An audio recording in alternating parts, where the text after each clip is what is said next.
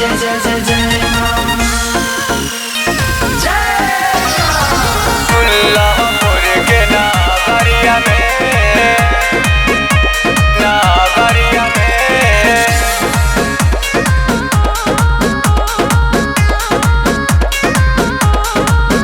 बानी कलसा बैठैले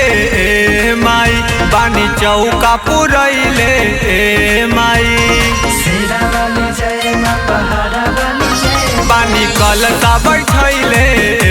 माई बानी चौका पुरैले माई बघवा पकई के सवरिया मयरिया एगो भोर के पहरिया में आवै माई बोलावे फेरू सेवका दुल्लापुर के नागरिया में आवै माई बोलावे फेरू सेवका दुल्लापुर के नागरिया में नागरिया में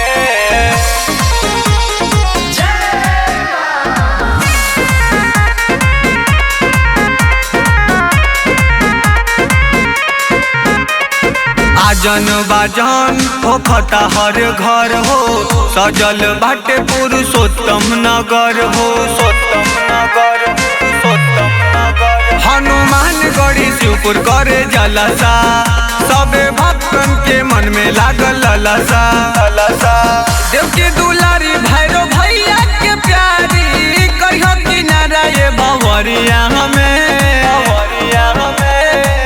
आवै माई बोलावे फेरू सेवका दुल्लापुर के नागरिया में आवै माई बोलावे फेरू सेवका दुल्लापुर के नागरिया में दुल्लापुर के नागरिया में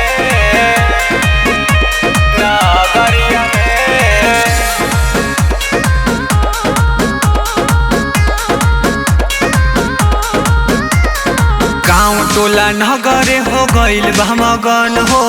गावे विशाल बेदर्दी भजन हो सजे गइल माई के पना डाल हो बाजतावे ढोलक यौरी झाल हो सत्यम राजा हो फल लेके ताजा चल दी हले मन दिरिया में